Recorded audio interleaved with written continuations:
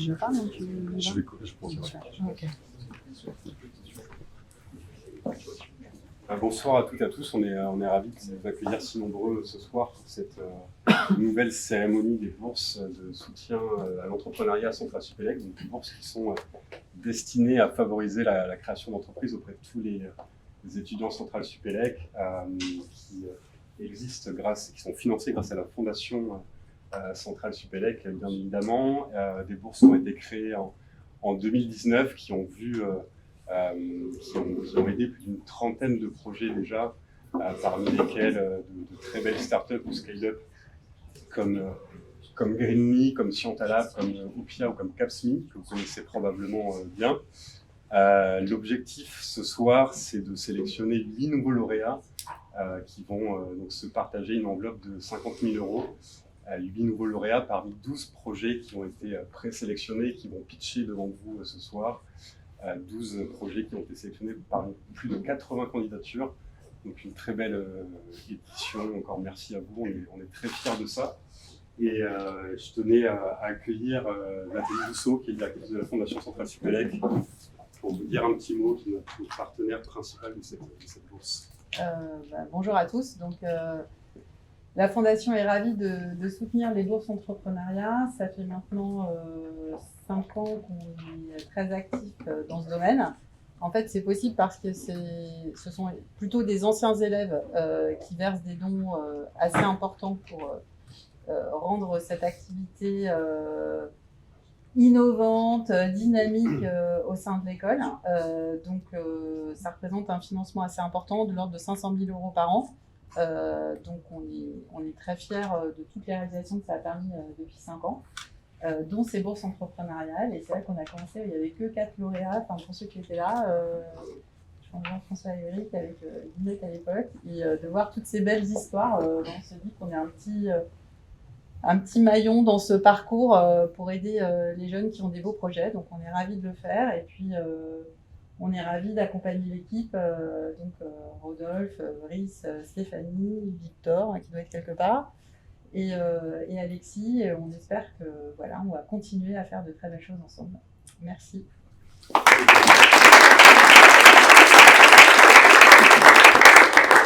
Cet événement, c'est aussi l'occasion de souhaiter la bienvenue à Gauthier, qui est le nouveau président de Genius Centrale Supélec. Si tu veux bien me rejoindre, donc association Centrale Supélec, très engagée sur les sujets entrepreneuriat et innovation. On est ravis d'accueillir et Genius partenaire évidemment de cet événement. Donc, bienvenue Gauthier, si tu veux dire un mot. Donc effectivement, Genius, on est l'association qui a pour but de promouvoir tout ce qui va être entrepreneuriat et innovation sur le campus. Donc pour cela, on va passer par 3 événements. Donc le premier qui est le TEDx, qui a eu lieu à la fin de l'année dernière. Ensuite, on a le Novatech. On était très content de le faire en partenariat notamment avec 21st. On va faire un forum de start-up avec aussi des VC. Donc on avait 33 stands pour que les étudiants de Centrale Supélec, les césuriers, puissent trouver des stages de césure. Et enfin, plus récurrent, les PNB, donc les Pitch and Burger, qui ont lieu à peu près une fois par mois, où on invite entre 2 et 3 entrepreneurs à parler de leur projet, à parler de leur parcours, devant entre 30 et 40 étudiants centrales. Donc, on est très content aussi de partenaire de cet événement, parce que c'est quelque chose aussi qui tient à cœur l'innovation entrepreneuriale centrale, et que les bourses de 21st et de la Fondation sont la meilleure façon, à mon avis, de booster l'innovation et les startups à Centrale. Merci Gauthier.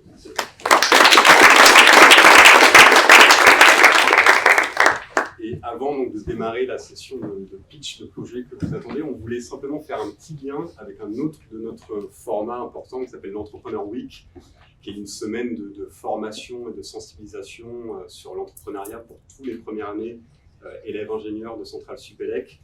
Et on voulait rendre hommage au projet lauréat 2023 qui s'appelle Fruit Cherry. Agathe, si tu veux bien me rejoindre. Projet qui a été lauréat l'an dernier, qui a reçu un prix également de la Fondation Centrale Supélec. Donc c'était important pour nous de lui rendre hommage et de dire quelques mots sur ce projet. Agathe, je t'en prie. Oui. Alors pour vous expliquer un peu le concept, en 2022, la Commission européenne a interdit un insecticide qui s'appelle le phosmet. Ils se sont rendus compte que, en plus d'être nocif pour les insectes, c'était aussi nocif pour les hommes, ça les a un peu embêtés, et ils ont décidé de l'interdire. Problème, ils n'ont pas proposé de solution aux agriculteurs qui l'utilisaient pour lutter contre les moucherons qui attaquaient leurs arbres fruitiers, et donc ils ont perdu une grosse partie de leur récolte. Actuellement, il y a beaucoup de lobbying, donc des sociétés qui vont créer des pièges qui sont très coûteux pour les agriculteurs, qui ont perdu beaucoup en rentabilité et qui, peut-être, dans 2 voire 3 ans, ne pourraient plus produire de cerises, d'où le nom du projet Fruit Cherry. Et l'idée, c'était de pouvoir concevoir un dispositif qui serait plus durable, beaucoup moins coûteux pour eux, et qui serait aussi plus respectueux de l'environnement, parce que bon, le fait les pièges qui ont été construits par tout ce lobbying, ce sont des pièges qui sont à changer tous les mois, donc c'est quelque chose qui est extrêmement coûteux environnementalement parlant. Et donc ça, c'est l'idée. C'est un petit piège qui est conçu dans un matériau durable, imprimé en 3D, et quand on l'ouvre, on peut placer à l'intérieur une cartouche d'huile essentielle pour essayer de faire fuir les moucherons. Donc c'était l'idée qui était derrière le projet et qui a été soutenue par la fondation donc, lors de la remise des prix de la Startup Week, fondation que j'en profite pour remercier.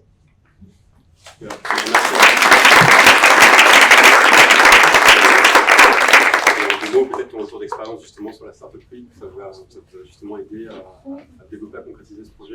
La Startup Week, on n'avait pas forcément été donné de gagnant, entre guillemets, parce qu'on était un groupe qui était très hétérogène. Donc des gens qui venaient de plusieurs doubles diplômes différents, on avait des arts et métiers, dont je fais partie, des gens qui avaient fait l'agro, des gens qui étaient purement centraliens.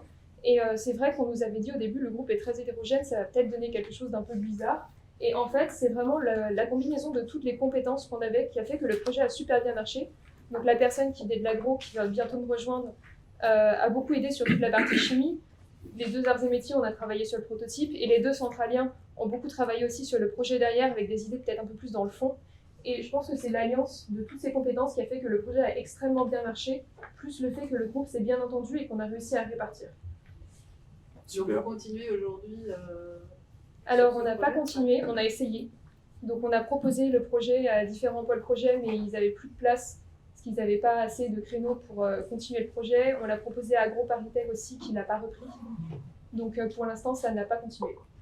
Mais si jamais vous voulez discuter, il y aura Joséphine qui va nous rejoindre après, qui sera là jusqu'à la fin, parce que je dois partir un peu plus tôt. Et je pense qu'elle pourra en discuter avec vous. Avec plaisir. Merci Agathe.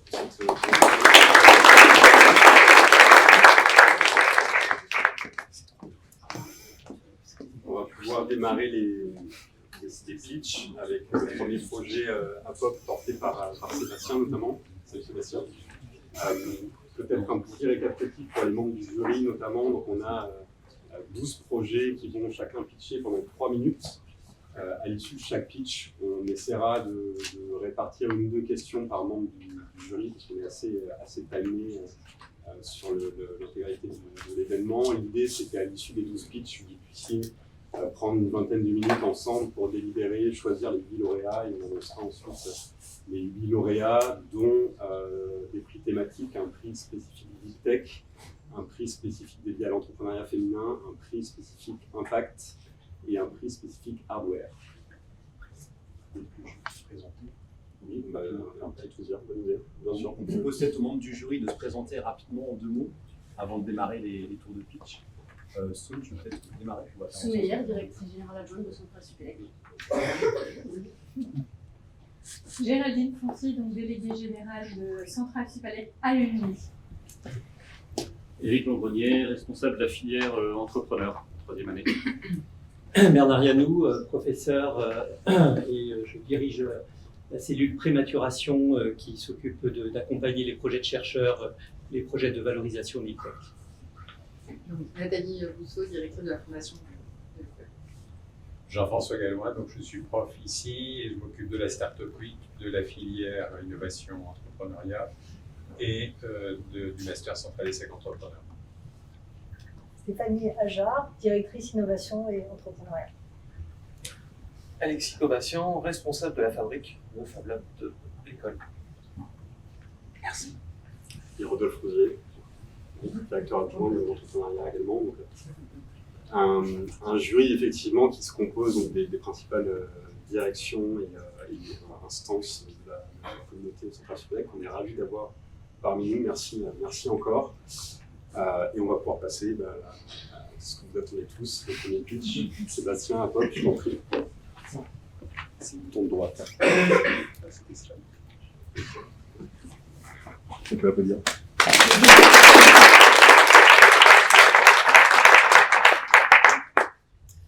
Eh ben, bonjour à tous, je m'appelle Sébastien, je suis pharmacien, je n'ai pas encore fini ma thèse et pourtant je suis déjà choqué par le système de santé. Je suis choqué par le système de santé pour une raison très simple, c'est qu'en travaillant à l'hôpital, je me suis rendu compte qu'il y avait énormément de gaspillage de médicaments. Et ça représente plusieurs problèmes. D'abord, c'est énormément d'argent jeté à la poubelle. C'est aussi une catastrophe écologique parce que les médicaments sont très polluants et leur destruction l'est davantage. C'est aussi un problème pour les patients de retrouver des médicaments périmés dans les services et pour la certification de l'hôpital. C'est un problème aussi qui aggrave les ruptures d'approvisionnement et toutes les tensions liées à ce problème. C'est aussi un temps très fastidieux de gestion qui est fait par les infirmiers qui préfèrent passer du temps avec les patients. Aujourd'hui, la gestion de ces médicaments périmés se fait sur papier. Nous avons développé un outil qui permet de digitaliser cette solution pour déjà accélérer cette tâche, mais aussi centraliser la donnée qui va nous permettre à la fin de prédire les médicaments qui vont périmer. Une fois qu'on les a identifiés, on n'a plus qu'à les redistribuer dans un autre service du même hôpital qui lui serait capable de les consommer avant la date de péremption. En modélisant la consommation des médicaments, on s'est rendu compte qu'on pouvait non seulement sauver les médicaments d'hôpital, mais aussi les médicaments qui vont périmer des industriels. Les laboratoires ont une obligation réglementaire de jeter leur stock 6 mois avant la date de péremption. Avec notre modélisation, nous serons capables de récupérer ces stocks et les injecter directement dans les services en court-circuitant toute la chaîne de distribution. Les chiffres, c'est que ça représente 300 millions d'euros chaque année qui pourraient être sauvés ainsi.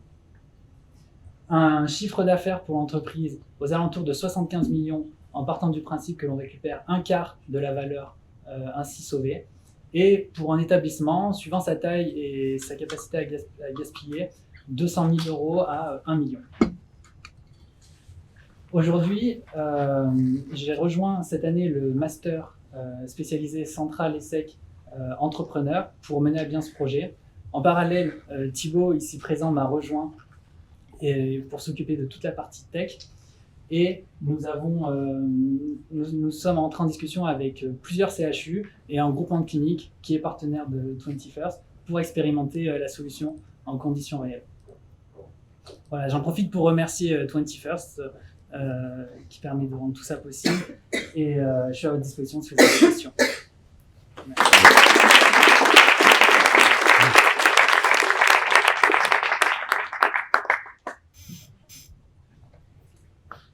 Je peux prendre une ou deux questions du jury, si vous en avez. Le modèle économique, il est basé sur la vente de la solution logicielle ou au nombre de médicaments que vous arrivez à revaloriser? Alors, le modèle économique, il fait partie de l'expérimentation parce que c'est très compliqué de vendre une telle solution à un CHU. L'idée, c'est d'avoir un variable en fonction de notre performance, de notre capacité à sauver des médicaments. Après, ça permet aussi de dérisquer l'hôpital sur notre activité. Il y aura une partie de fixe, une partie variable, sous forme d'un contrat certainement à l'année, sur plusieurs années. Donc tout ça, c'est en construction avec les clients et les grands comptes. Merci. En fait, vous installez une appli de gestion des stocks dans les hôpitaux et vous détectez quand probablement il y aura des surplus, c'est ça? On détecte au niveau des services, donc il y a une pharmacie centrale qui approvisionne les services, on détecte les médicaments qui vont arriver à péremption dans le service de ceux qui vont être consommés avant leur date de péremption. Et donc du coup, on va déplacer les médicaments que l'on a prédits comme voués à périmer dans un autre service qui lui serait capable de les consommer parce qu'ils n'ont pas la même activité. Au sein de la même unité comptable, mais ça peut pas être d'un hôpital à un autre. Alors, on essaye de construire la solution pour faire en sorte qu'il n'y ait pas besoin d'avoir plusieurs centres hospitaliers, mais on va certainement arriver à une limite et certainement qu'on aura besoin pour les derniers pourcentages que l'on n'arrive pas à sauver de faire du multicentrisme. C'est quoi votre plus gros challenge? C'est la lenteur administrative de l'hôpital et d'identifier le circuit de décision. Faut que tout le monde soit d'accord. La pharmacie, l'innovation et le service informatique. Donc là, actuellement, je suis dans ces longues discussions Là, il y a eu les vacances il n'y a pas longtemps. Pas tout le monde prend ses vacances en même temps. C'est la vente. Vraiment, je dirais. Bravo Sébastien.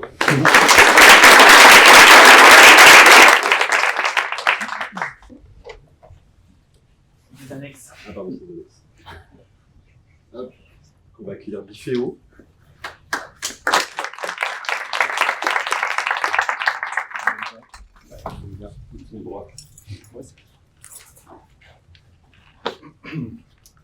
Est-ce que vous vous êtes déjà demandé comment un avion prend sa douche?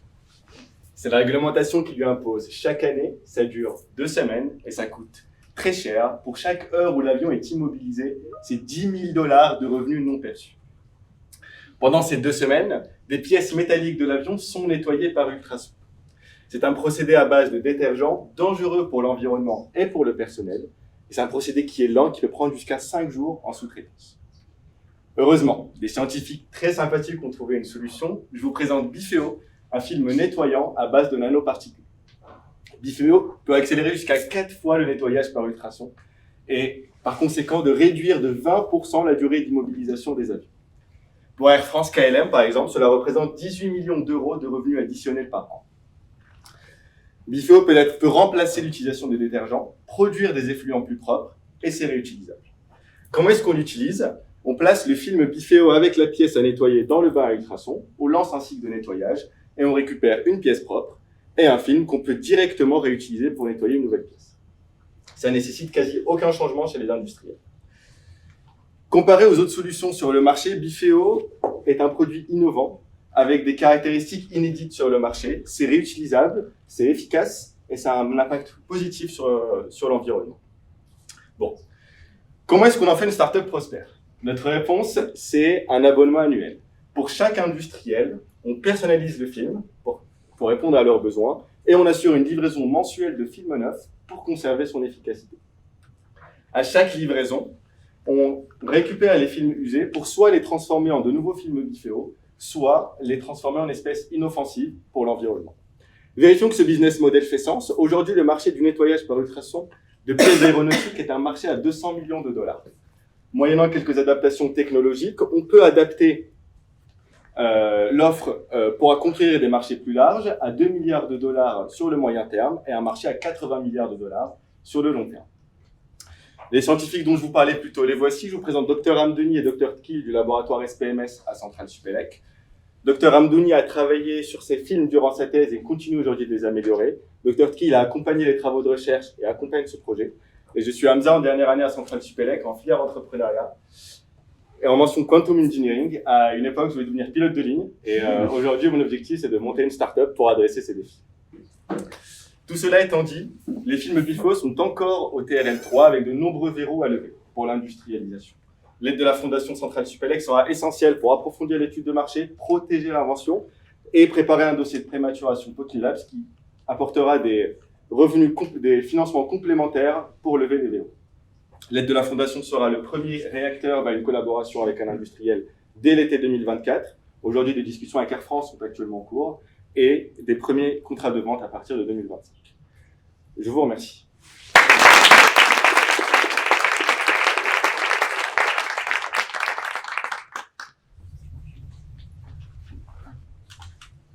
Est-ce que vous avez des questions?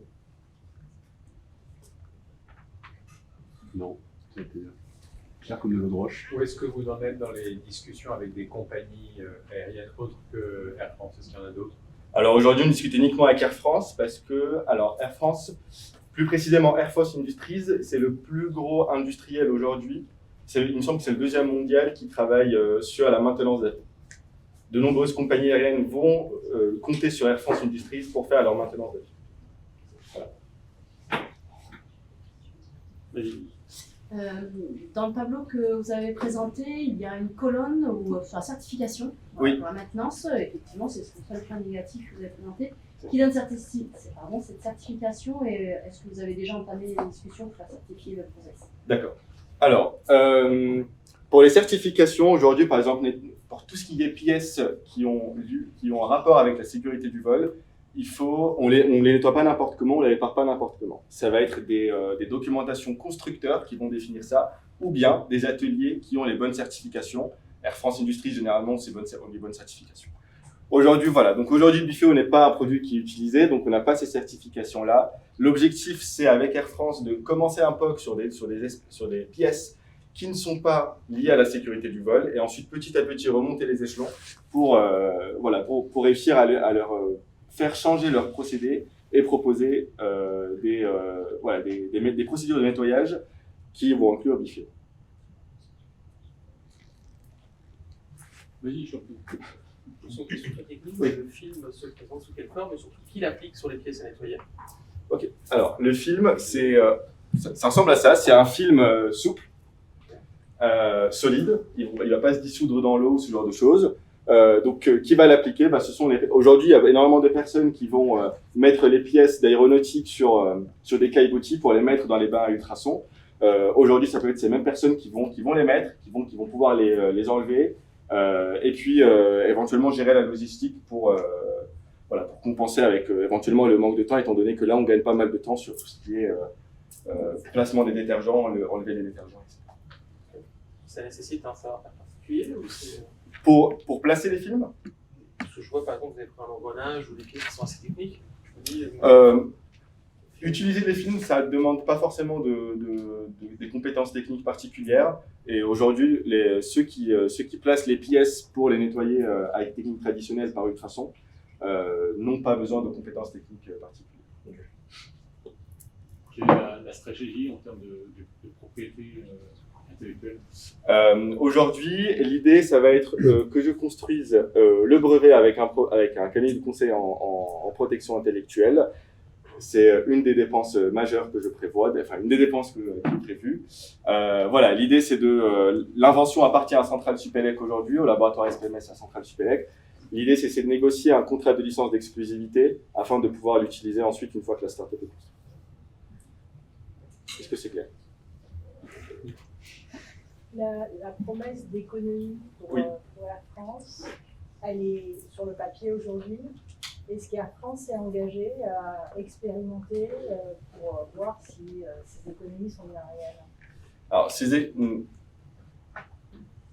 attendez, comment formuler cette réponse? Non, Air France n'est pas engagé pour faire ce genre d'économie. Par contre, ils sont engagés.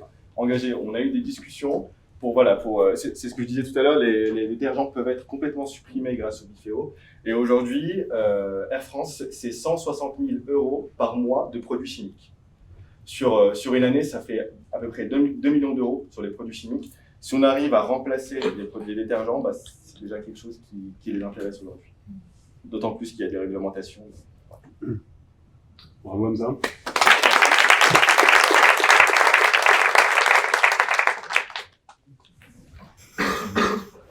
On passe au projet suivant, Sika, avec Agathe.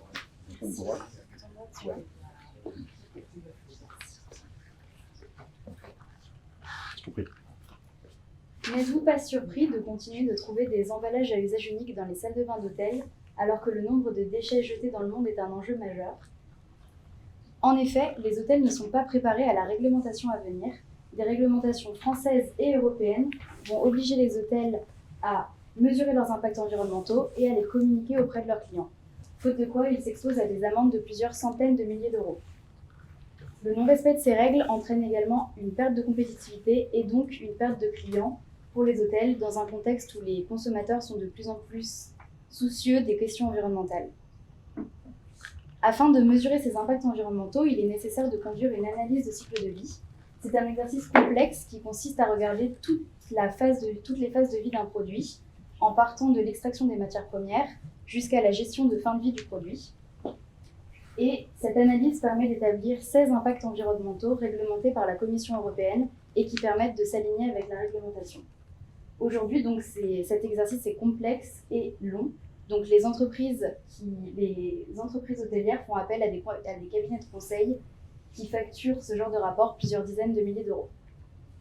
Notre solution face à ces obligations réglementaires et à cette barrière technique, c'est une plateforme SaaS B2B qui est directement sourcée sur les données de l'entreprise hôtelière et qui lui permet d'évaluer ses impacts environnementaux, de les réduire à l'aide de scénarios de simulation directement sur la plateforme et de communiquer afin de s'aligner avec la réglementation. Le modèle de pricing est donc un abonnement annuel et l'adoption de ce type de démarche est fortement incitée par l'État et aidée financièrement. On peut notamment mentionner l'aide de l'ADEME Premier Pas en éco-conception qui attribue d'office 5 000 € à toute entreprise souhaitant adopter ce type de solution. Le marché des logiciels d'analyse de cycle de vie est en très forte croissance depuis plusieurs années, avec 16% de croissance annuelle prévue sur les 10 prochaines années. Donc en premier lieu, au sein de ce marché, nous allons nous adresser aux grandes entreprises et aux PME du secteur de l'hôtellerie et de la restauration, avant de nous adresser au marché du rapport d'analyse de cycle de vie dans son ensemble, pour enfin s'adresser au marché de la gestion du cycle de vie dans sa globalité. Afin de relever ce défi, nous sommes deux, David et moi-même, tous deux avec une formation ingénieur et tous deux avec une formation à l'entrepreneuriat, David aux Mines de Paris et moi à Centrale Supélec ici même. Afin de développer et de vendre ce produit, nous allons engager un certain nombre de dépenses. La principale que l'on peut mentionner, c'est l'acquisition de la base internationale de coefficients d'impact, qui est absolument nécessaire pour réaliser des évaluations précises. Et d'autres dépenses notables sont la participation à des climate events qui sont nécessaires à la stratégie commerciale. Donc au-delà des investissements personnels qu'on va réaliser, la bourse entrepreneuriale représenterait un réel levier pour notre stratégie de production et notre stratégie commerciale. Donc je vous invite à scanner le QR code pour accéder à notre site vitrine et à notre modélisateur, et on a des annexes pour répondre à vos questions.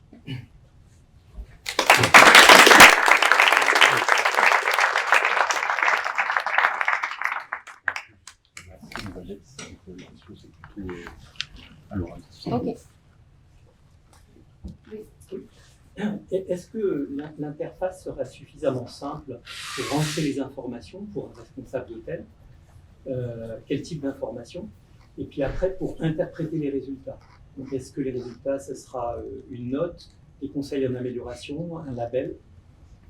Du coup, donc, le but, c'est vraiment de co-construire la solution avec un premier client. Donc, le fait que ce soit intelligible pour le client et que ce soit facile d'utilisation pour lui, ça sera fait grâce à la co-construction. Et en termes de résultats, du coup, ce sera des résultats qui seront bien lisibles par lui puisque ce sera construit avec lui. Et ce sera donc les 16 scores environnementaux plus un score global. Et il y aura dans la partie simulation et réduction de ces impacts toute une partie avec des conseils à appliquer, des conseils de scénario, des conseils de mise en œuvre pour diminuer ces impacts. Et est-ce que vous avez déjà trouvé donc, un client dans l'hôtellerie comme D'accord ou autre, avec qui vous êtes en négociation ou vous avez partagé votre projet? Du coup, non, on n'a pas encore signé avec des clients. Par contre, ça a suscité beaucoup d'intérêt et on est en discussion avec plusieurs hôtels. Est-ce que vous avez essayé de faire la prestation en mode conseil, sans parler de la plateforme dans un premier temps, donc de vendre une première prestation d'analyse de cycle de vie à un groupe ou à un hôtel? Non, on n'a pas essayé. Notre but, c'est pas de faire du conseil. Donc, on n'a pas essayé ça. Mais par contre, c'est une solution qu'on envisage pour commencer à se faire un nom dans le milieu pendant les premiers mois si jamais on n'arrive pas à signer le premier client. Est-ce que ça a des fins de pilotage uniquement ou c'est vraiment, ça permet d'appliquer la réglementation qui, je crois, doit être en vigueur à partir du 1er janvier 2025 pour les petites entreprises? Alors du coup, pour l'entreprise, l'intérêt qu'elle va y voir, ce sera vraiment de s'aligner avec la réglementation. Mais nous, avec David, ce dont on a envie, c'est vraiment de réduire l'impact environnemental du secteur de l'hôtellerie et de la restauration. Donc en fait, sur la plateforme, il sera possible de faire les deux, à la fois d'exporter un rapport pour qu'ils puissent s'aligner avec la réglementation, mais également de simuler des scénarios pour réduire leurs impacts. Et nous, on a vraiment envie de rendre cette partie-là facile et intelligente pour eux, pour qu'ils puissent vraiment réduire leurs impacts. Vous avez ciblé l'hôtellerie parce que vous avez des concurrents sur le marché qui adressent d'autres types de secteurs d'activité. Comment vous vous positionnez par rapport à la concurrence? Alors du coup, en fait, ces réglementations-là, elles concernent 5 secteurs différents. Et l'hôtellerie, en fait, c'est le seul secteur qui n'est pas encore adressé. Donc il y a un truc. Bravo Agathe.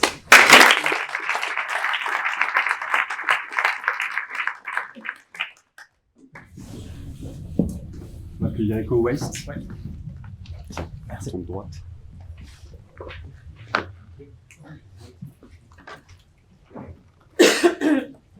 Bonjour à tous, aujourd'hui je vais vous parler d'EcoWaste, spécialisé dans le retraitement des biodéchets des restaurateurs vers les agriculteurs. Au travers de nombreux tests, nous avons soulevé 4 grandes problématiques. La première pour les agriculteurs est la croissance des prix de l'engrais. Pour les restaurateurs, ils sont confrontés à des solutions très chères pour retraiter leurs biodéchets et depuis janvier 2024 à retraiter 100% de leurs biodéchets. 100% de leurs biodéchets est rendu encore plus difficile par le nombre de proximité entre le centre de retraitement et les villes où sont situés les restaurateurs. Pour ça, EcoWaste a une solution. C'est créer une plateforme digitale afin de mettre en relation les agriculteurs et les restaurateurs. L'idée est de récupérer les biodéchets des restaurateurs pour les livrer directement chez les agriculteurs pour en faire de l'engrais ou de la nourriture pour leurs animaux. Cela permettra aux restaurateurs d'obtenir la certification AGEC 2024 et à plus long terme de créer une communauté et de mettre en place le label EcoWaste, créant ainsi une communauté agriculteurs-restaurateurs. Plus en détail, les courses sont effectuées sur le modèle de Deliveroo. Ainsi, les biodéchets sont récupérés dans des fûts hermétiques, facilitant ainsi la logistique et le transport de ces biodéchets. L'idée est par la suite de proposer un système de partenariat agriculteur-restaurateur. On peut imaginer un boulanger donnant ses biodéchets à un agriculteur qui lui fournira sa farine, et créant ainsi un cercle vertueux. Le business model est assez simple, facturer 40 centimes par kilo de biodéchets retraités. Nous espérons 20% de croissance client par mois sur les 2 prochaines années. Et pour ça, nous nous basons sur le référencement de notre site internet, le démarchage et bien sûr, pour commencer, le bouche à oreille. La taille du marché, nous souhaitons nous concentrer d'abord sur l'Essonne avec ses 150 restaurants traditionnels et ses 750 exploitations agricoles pour ensuite scaler la start-up et aller jusqu'en Île-de-France où là nous avons 17 000 restaurants et quasiment 5 000 exploitations agricoles avec près de 1 million de tonnes de déchets organiques produites par an. Pour parler un peu des concurrents et de ce qui se fait déjà, on va dire que nous sommes assez innovants parce que nous agissons localement avec un prix assez faible comparé à des grands comme Veolia, Suez qui ont des coûts fixes assez importants dus à leurs entrepôts, à la logistique autour de leurs camions, les livraisons. Et c'est vraiment là, sur cette livraison, que nous réduisons les coûts au maximum. Pour ça, voilà notre équipe. Nous sommes 4 élèves en 2e année à Centrale Supélec dans le parcours entrepreneuriat, donc avec Mao, Emma, Rami et moi-même. Pour parler un peu des postes de dépenses, la première idée est d'affiner un peu nos hypothèses et notre R&D en achetant nos premiers fûts hermétiques et en les testant avec notre partenaire, la ferme du Bel Air, qui se situe pas très loin d'ici.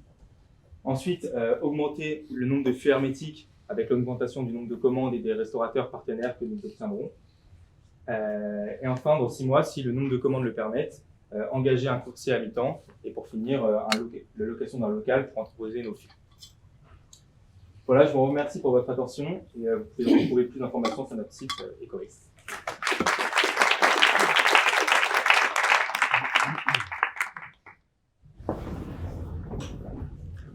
Quels sont vos principes pour être moins chers que les concurrents? Alors, on va dire que les concurrents, ils ont des coûts fixes assez importants, puisque livrer les biodéchets, en fait, ils ont leur propre camion, leur propre centre de retraitement, et tout ça, c'est des salariés en plus. Nous, c'est vraiment le système de Deliveroo, donc c'est des coursiers qui prennent des courses comme au lieu que ce soit de la nourriture qui est livrée à des clients, c'est vraiment des biodéchets récupérés chez les restaurateurs, directement livrés à des agriculteurs, et c'est là qu'on réduit massivement nos coûts, c'est sur ce système de coursiers. Oui. Vous avez regardé un peu le côté de dimensionnement, il faut combien de restaurants pour alimenter un agriculteur qui a 200 hectares, mettons, et qui fait du maraîchage ou plus petit en faisant du maraîchage? Vous avez un peu regardé ça? Ouais, donc c'est vrai que c'est assez compliqué à dimensionner. Ça sera pas, on ne pourra pas être on va être simplement qu'un complément pour les agriculteurs, plus que réellement leur fournir l'entièreté de l'engrais dont ils ont besoin, notamment pour des agriculteurs de 200 hectares. Et là, sur la ferme avec laquelle on est partenaire, c'est une ferme éducative, donc avec pas mal de sortes d'animaux. L'idée, c'est de tester un peu qu'est-ce qui peut être utilisé dans les biodéchets sur leurs animaux et sur les petits, on va dire les petits aires de terre qu'ils ont à cultiver. Donc c'est grâce à ce premier partenaire qu'on va pouvoir tester et pouvoir dimensionner un peu ça. Oui. Comment vous assurez la qualité du biodéchet? Parce qu'effectivement, le restaurateur, il va jeter le tout venant, et puis l'agriculteur récupère un peu du tout venant organique. Il ne peut pas forcément utiliser tout. Donc, Alors ça aussi, ça a été un problème avec lequel on a discuté avec la ferme en question. Il nous a expliqué qu'en effet, il faudra voir avec les restaurateurs qu'est-ce qu'ils peuvent trier, comment eux ils peuvent trier, parce qu'on va avoir des difficultés, notamment la pomme de terre ne peut pas être donnée à n'importe quel type d'animaux, par exemple. Et donc ça va être une logistique en plus à voir avec les restaurateurs. Mais il faut quand même penser que les restaurateurs seront obligés de le faire, puisque c'est la loi qui leur impose, et qu'ils vont devoir faire un choix entre le payer très cher ou faire un minimum effort de tri pour que nous, on puisse se servir de leurs déchets. Est-ce que vous vous êtes positionné par rapport à l'entreprise Moulineau, qui est très connue en Ile-de-France et qui fait en fait du ramassage de restaurateurs depuis 10 ans? Ils sont vraiment très connus, ils travaillent sur la communauté d'agglo Paris-Saclay, par exemple, et ils aident la communauté d'agglo à ramasser des biodéchets maintenant également pour les particuliers. Et eux, ce qu'ils font en plus également, c'est qu'ils trient, pour les particuliers, il y a beaucoup plus de tri à faire sur les pots de yaourt, des choses comme ça. Et ils font une soupe qu'ils amènent au méthaniseur directement des paysans. Donc, première question, est-ce que vous arriverez à faire moins cher qu'eux? Et puis, effectivement, vous, votre valeur ajoutée, c'est probablement ces fûts hermétiques, plus cette garantie de tri ou de triage des biodéchets pour des types d'alimentation ou un méthaniseur. Donc, j'ai pas bien compris exactement où vous apportez une valeur différenciante. Alors, ce qu'on avait compris des différents concurrents qui essaient déjà, c'était que la principale différence, c'est qu'eux, ils possèdent leur propre camion, c'est eux qui font leur livraison. Donc ça, c'est un premier point différenciant. Et là où on peut vraiment agir, mais ce sera plus sur le long terme, c'est vraiment sur le rapprochement entre restaurateurs et agriculteurs, et le partenariat et toute la communauté autour d'EcoWaste qu'on pourrait créer. Et ça, c'est quelque chose qui n'est pas possible au travers entre notamment les particuliers et des centres de méthanisation. Donc c'est là aussi qu'on peut apporter un plus comparé aux entreprises qui existent déjà. Il y a un gros marché qui arrive.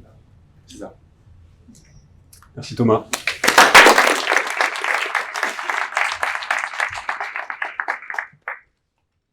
Alors, pour le prochain projet, grosse prouesse technique, parce qu'on va basculer directement en direct des États-Unis. Alors, oui, hello Adrien, on t'entend. Normalement, tu es display, donc dès que j'ai fini de te parler, tu vas pouvoir commencer. Ok. Donc t'attends 3 secondes dès que j'ai fini, normalement c'est bon. Et si on te dit rien, c'est que tout est bon.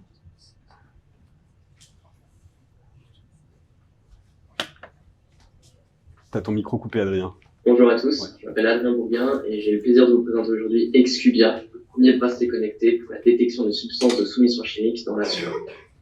En octobre 2021, on observe un premier hashtag #BalanceTonBar sur les réseaux sociaux, avec une recrudescence des agressions sexuelles par soumission chimique. C'est un phénomène d'ampleur qui a lieu dans tous les milieux festifs et des conséquences dramatiques, pouvant aller de la perte de mémoire jusqu'au viol. C'est un procédé insidieux, insérer de la drogue directement dans le verre, voire injecter les victimes, les empêche de porter plainte et de justifier biologiquement d'une telle agression. Quelques chiffres. Le coût des violences contre les femmes en France est de 3,6 milliards d'euros. Le coût individuel d'un viol en France, plus de 60 000 euros, hors dommages psychologiques. C'est plus de 2000 plaintes ou appels recensés par l'APHP en 2022. C'est plus de 350 soumissions chimiques possibles, avec 30 substances différentes relevées par l'ANSM. Notre solution, elle est simple. Détecter, évaluer et alerter. Et ce, grâce à un dispositif composé d'un réactif chimique développé et breveté par le laboratoire NIMP du CEA et une électronique de lecture développée par le laboratoire Iramis du CEA. Ça permet un diagnostic passif des drogues à l'intérieur de la sueur de la victime. Connecté à l'application mobile permet une évaluation complémentaire des paramètres physiologiques et aussi une prise en charge immédiate de la victime par les secours. Ça permet de lutter contre une temporalité limitée. Pour le GHB, c'est par exemple 12 heures pour détecter de la drogue dans les urines et dans le sang. Ça permet de détecter de multiples drogues et nous aimerions qu'elles fassent preuve judiciaire dans le futur. Très simplement, nous aimerions tout d'abord vendre aux particuliers avec une solution rechargeable, avec des capsules de gel d'une durée de 30 jours et qui permettrait d'avoir des revenus récurrents pour notre entreprise. Ensuite, une solution partenaire à distribuer sur les festivals, bars et nightclubs et personnalisable. Et une solution event disponible sur les endroits de secours sur ces festivals, bars et nightclubs. Le marché est véritablement énorme, avec plus de 45 milliards pour les jeunes sortant régulièrement en milieu festif.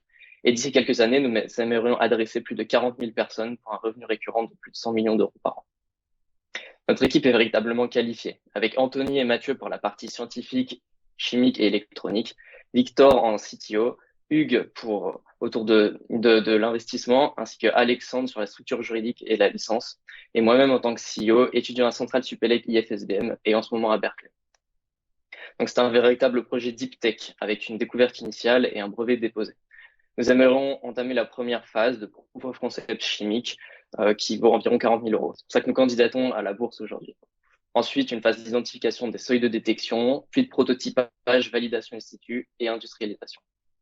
Nous avons déjà de multiples partenaires stratégiques, les laboratoires Iramis et NIMD du CEA, la faculté de médecine de Paris-Saclay ainsi que le pôle Saint-Hélier de Rennes, du côté scientifique, et aussi l'association Consentis, PT Clair, le collectif Action Nuit, ainsi que le réseau MAP, qui regroupe plus de 50 boîtes dans Paris.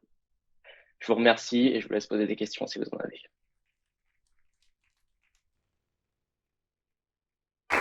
Ok, merci Adrien. Je vais attendre une question du jury qui va devoir la formuler en une seule fois et la poser à l'ordinateur.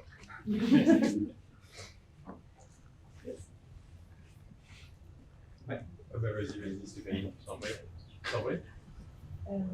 Je me demandais si vous aviez des éléments permettant de mesurer l'adoption de la personne qui porterait le bracelet.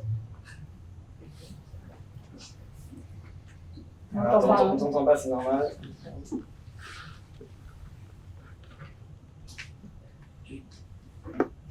Tu peux répondre.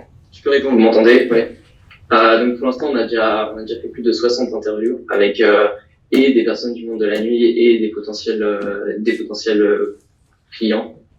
Et on continue à les faire, à contacter des gens pour voir la potentielle traction. Et on essaie aussi de faire ça sur le marché américain en proposant un projet pour un cours d'entrepreneuriat en ce moment. Ok, merci. Une autre question? Oui, donc ce que je comprends, c'est qu'on détecte le produit chimique une fois qu'il a été ingéré.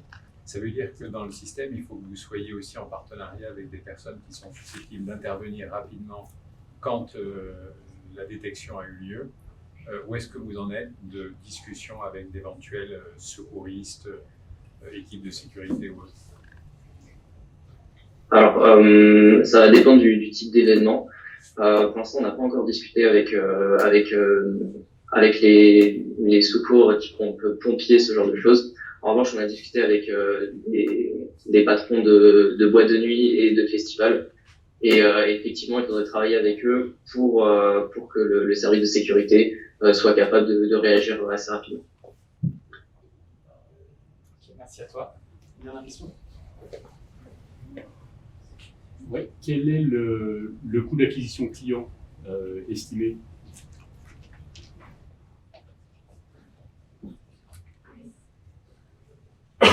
Par rapport à tout ce qui est marketing, c'est ça votre question? C'est ça, si tu fais la somme de tes coûts, si tu fais la somme de tes coûts marketing et commerciaux sur un an, que tu divises ça par le nombre de clients à qui tu as vendu le bracelet sur un an, tu arrives à quelle somme en moyenne? J'ai pas ce chiffre en tête. On a fait tout le modèle sur un Excel, mais j'ai pas le chiffre en tête actuellement. D'accord, merci. Vous avez une connexion. Okay. Merci Adrien. Merci Adrien, bravo.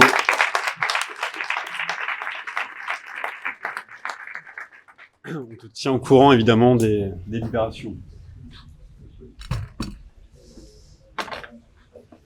Miron, je t'en prie.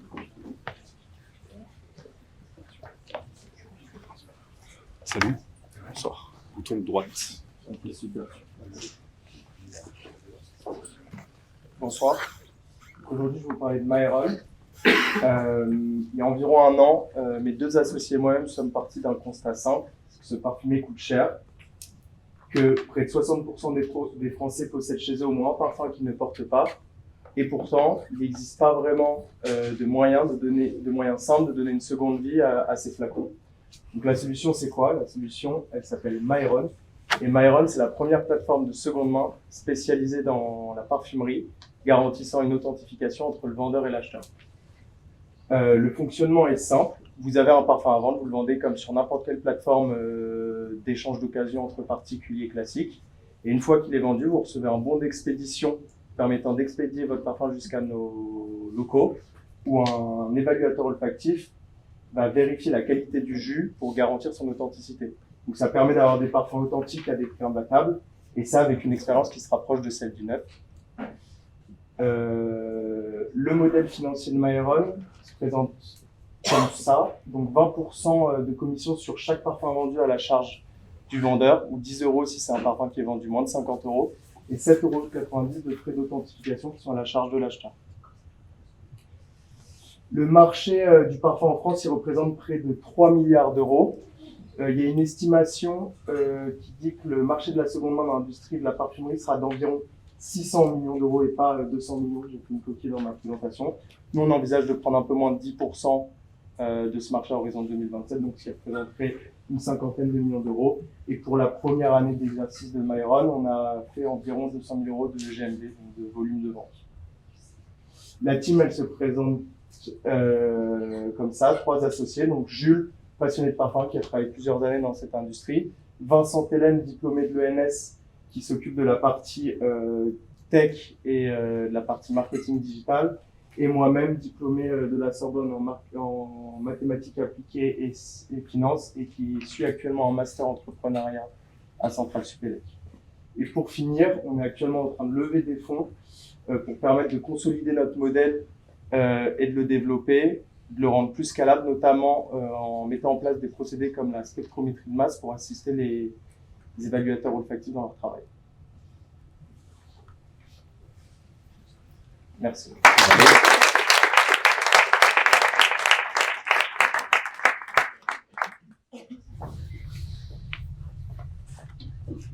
Quel est le panier moyen envisagé par client et le coût d'acquisition? Sur l'année dernière, en organique, au début on a commencé en organique, donc on avait un coût d'acquisition à 0, on était sur du SEO et de la réputation. Quand on a lancé le marketing, on s'est concentré sur le coût d'acquisition des vendeurs qui est descendu à 7 ou 8 € le mois dernier. Donc c'est-à-dire on acquiert un vendeur en espérant qu'il publie plusieurs annonces. Sachant que l'offre amène la demande. Donc on va pas chercher nos acheteurs pour l'instant, ils viennent, plus on a d'offres, plus la demande augmente. Et votre première question, pardon. Le coût d'acquisition. Ouais, c'était le coût d'acquisition et panier moyen, c'est 89 €. Parce qu'il y a plusieurs articles. Hors taxe, hors taxe, enfin le seule chose taxée c'est notre service, donc TTC, mais ça représente la taxe, elle est sur 20% du prix du panier. En fait, sur un produit d'occasion, on taxe que notre service de notre commission, on ne taxe pas le produit en lui-même. Par rapport à Vinted vend des parfums, c'est la même chose, en fait, c'est de la seconde main. Comment vous vous positionnez? En fait, Vinted, c'est une des dernières plateformes qui vend encore du parfum, qui n'a pas totalement interdit la vente de parfum. Par contre, ils acceptent de vendre des parfums qui sont neufs et sous blister. C'est ça. C'est-à-dire qui n'ont pas été déballés, le film plastique n'a pas été enlevé. Et du coup, ça nous prend une petite part de marché, mais en réalité, nous, on vend des parfums jusqu'à 50% utilisés. D'accord, c'était ça qui manquait comme information. Et dernière question, donc finalement, c'est un contrôle olfactif. Vous savez que chaque parfum possède un gène-code, en fait, qui permet la traçabilité. Un badge code, ouais. Voilà, pour la marque. Est-ce que ça aussi, vous l'utilisez pour garantir On utilise le badge code en fait, ça donne le numéro de palette, donc l'année de production du parfum. On l'utilise, mais ils peuvent être falsifiés. Et on va aussi utiliser des codes extérieurs sur les flacons pour voir les contrefaçons. Donc c'est une petite partie, mais pour tout ce qui est parfum qui aurait évolué olfactivement ou qui serait périmé, là c'est vraiment le travail du nez, en fait, de l'évaluateur olfactif. Sachant qu'un parfum, ça dure 3 ans. Ça dure 3 ans, mais on a C'est garanti 3 ans d'un point de vue olfactif. Et après, il y a des légères, ça ne vire pas, mais il y a des légères différences. Totalement. Et en fonction, surtout, c'est en fonction de la façon dont le parfum est conservé et de la composition du parfum. En fait, un parfum assez léger qui est exposé à l'humidité ou à la chaleur, etc., il va périmer beaucoup plus vite qu'un parfum qui est bien conservé, qui en fait, au bout de 10 ans, peut avoir gardé toutes ses qualités olfactives. Je peux poser une dernière question? Je t'en prie. Et c'est vous qui avez fait le packaging final, c'est-à-dire vous le reconditionnez? Oui, c'est ça. Donc nous, on reconditionne quand il passe par chez nous, c'est-à-dire qu'il y a aussi une possibilité, c'est d'acheter son parfum en direct. Par exemple, vous voulez pas que le parfum passe par chez nous, vous voulez pas payer nos frais d'authentification. Dans ce cas-là, ça passera pas par chez nous. Et à réception du parfum, vous disposez de 72 heures pour signaler un problème. Et là, s'il y a un problème, ça revient vers chez nous. Mais quand il passe par chez nous, c'est nous qui assurons le packaging et on tâche d'être le plus proche possible d'un produit neuf sans avoir la marque sur la boîte ou quoi que ce soit. Merci. J'ai juste pas bien compris comment se faisait le contrôle olfactif. En fait, c'est un nez qui va décomposer olfactivement le parfum qu'on reçoit. Et lui, il va avoir à sa disposition déjà ses connaissances. Donc pour un parfum qui est purement périmé, on sent tout de suite parce qu'en fait, c'est une réaction chimique qui a lieu avec l'alcool présent dans le parfum. Et sinon, si c'est pour des parfums qu'il ne connaît pas, il va regarder la pyramide des odeurs, donc la pyramide olfactive, qui va lui permettre de comprendre avec aussi la composition du parfum, comment est construit la fragrance, et du coup pouvoir comparer celui qu'on reçoit avec ce parfum. Voilà, la spectrométrie de masse, c'est parce que c'est un procédé... Garantie en fait ça, voilà, c'est ça. Il y a 3 notes. Exactement. Moi, je vais pas vous spécialiste. Et en phase de scale, comment vous scalez les... Justement, en fait, un de nos travaux là, dans les prochains mois, on a déjà commencé à en discuter avec des ingénieurs de centrale, c'est de mettre en place des procédés comme la spectrométrie de masse, par exemple, qui permettra de comparer la substance reçue avec une substance étalon, étant donné que 85% des parfums qui passent par chez nous, c'est toujours les mêmes références, c'est moins de 100 références différentes. En fait, on pourrait constituer une base de données qui permettrait, on n'aurait même plus besoin d'un nez théoriquement, on met un échantillon du parfum qu'on reçoit dans la machine, ça compare avec notre base de données, ça permet de donner un pourcentage de similarité. Bravo.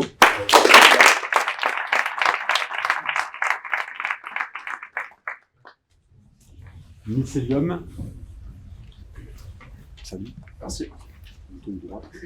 On va essayer. Oui.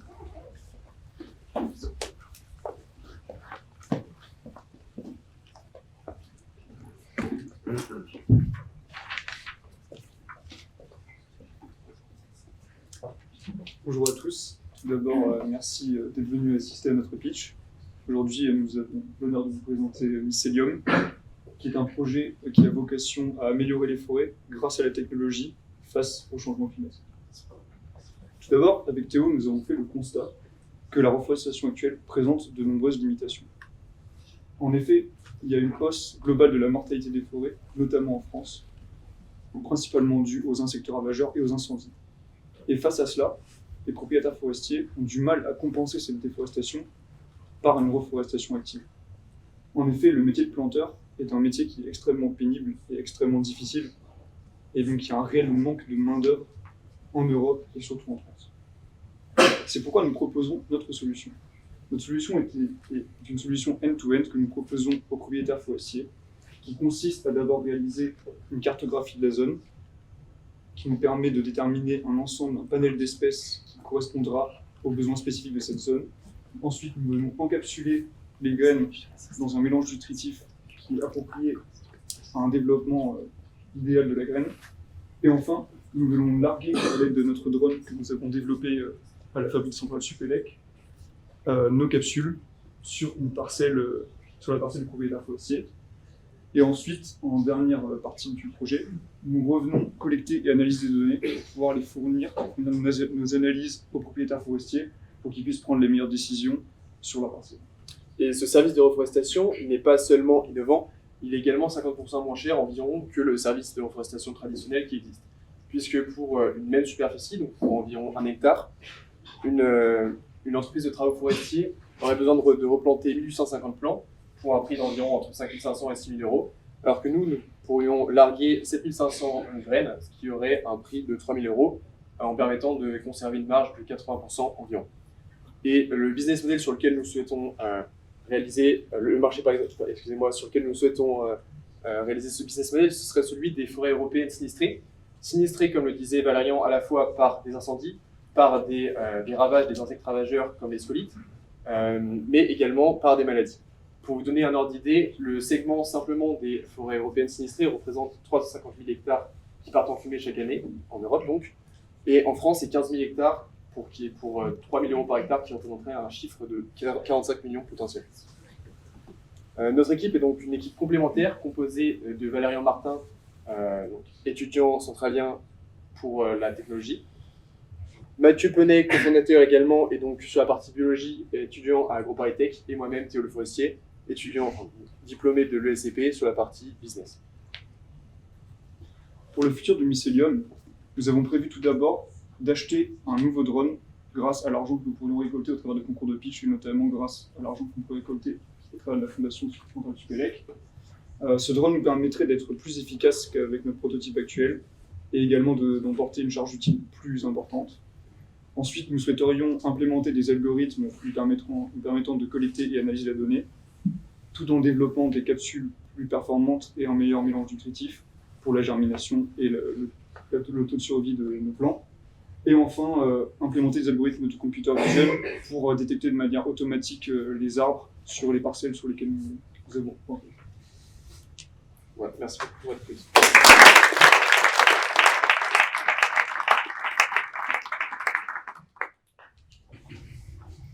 Avez-vous déjà engagé des discussions avec les sociétés de reforestation et qu'est-ce qu'elles en pensent? Alors, on a déjà commencé, on a discuté notamment avec des coopératives privées, qui pour l'instant sont très intéressés par notre solution, puisque c'est vraiment un besoin qu'ils ont, à savoir un besoin d'innovation et justement d'apporter une solution qui leur permette à eux de réduire les coûts, puisqu'aujourd'hui, en fait, sur leur réalisation de reforestation, sur leurs opérations de reforestation, ils génèrent quasiment aucune marge, et donc c'est pas vraiment une activité qui va leur permettre d'être prospères. Eux, c'est plutôt sur la coupe d'arbres qui vont générer la plupart de leur chiffre d'affaires. On a également discuté avec l'Office national des forêts, qui a eu qui nous a fait le même retour, à savoir qu'ils étaient très preneurs d'innovation surtout dans ce domaine. Et puis quel partenaire fabrique les capsules? Alors, pour l'instant, c'est des capsules. Pour l'instant, on fabrique des seed balls, donc, avec un mélange argile-terreau et d'autres éléments nutritifs. Et ensuite, on est encore en train de travailler sur la phase de développement des capsules pour que ce soit des matériaux biodégradables et en même temps qui puissent apporter des nutriments. Mais on compte effectuer nous-mêmes ce processus. Et on travaille également avec l'INRAE, qui nous permet aujourd'hui d'optimiser nos tests de germination pour notamment travailler sur un mélange de substrats qui va être le plus optimisé possible pour avoir des taux de germination les plus élevés en forêt.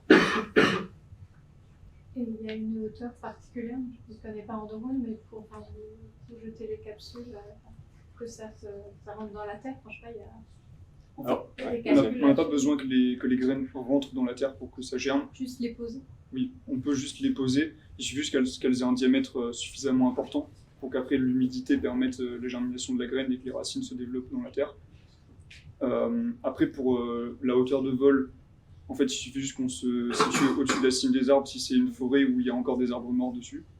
Mais sinon, il n'y a pas de hauteur réglementaire à respecter. Et d'ailleurs, on avait testé un autre prototype.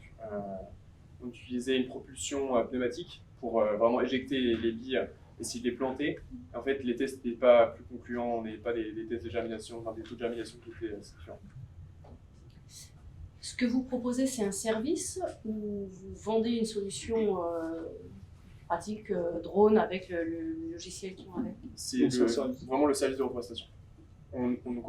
Prestation. Oui, vraiment prestation de service business to business. Donc vous vendez la garantie de germination? Oui. Ouais. C'est pour ça aussi si vous ratez nos chiffres, oui, plus de graines que de plants pour garantir un certain taux de succès.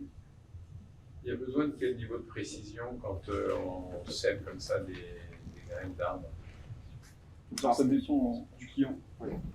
C'est-à-dire que s'il s'agit d'un exploitant forestier, il va vouloir justement qu'il y ait une certaine précision. Et là, avec notre drone, on peut le garantir parce qu'on sait l'endroit exactement où on plante. Et d'ailleurs, c'était un des contacts qu'on a eu, nous a dit que c'était une solution qui l'intéressait par rapport à ça, parce que ça peut parfois être plus précis que si c'est un homme qui plante.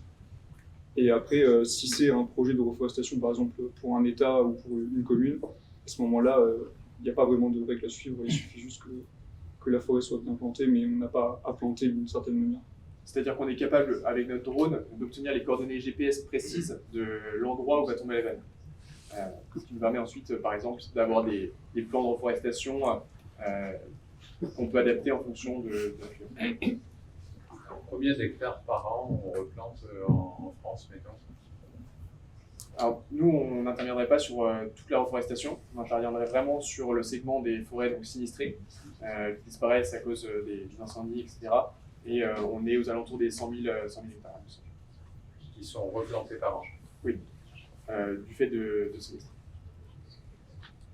Juste pour prolonger un petit peu la question de Stéphanie, donc vous avez une société ou plusieurs sociétés de reforestation qui sont intéressées. L'ONF vous dit que c'est intéressant.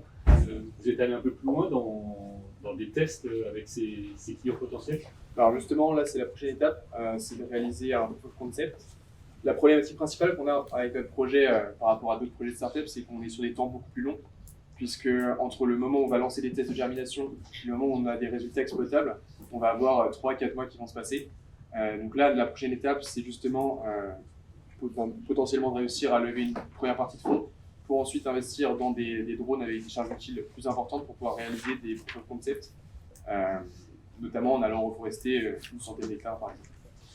En fait, on a aussi une saisonnalité et c'est pour ça qu'on ne peut pas effectuer nos tests avant avril. Donc on a déjà planifié de le faire. On a notre associé de l'AgroParisTech qui est au campus de Nancy où ils ont un espace dédié pour les tests en forêt, donc on a déjà prévu de le faire. Là, on travaille sur l'industrialisation de la production des seedballs justement, avec les moules que j'ai réalisés pour essayer d'en développer le plus possible et aller faire nos tests. Bravo messieurs.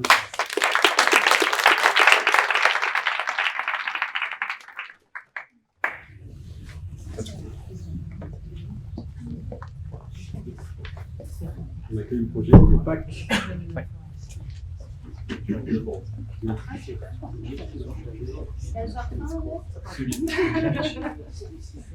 Sous-doigt le jury.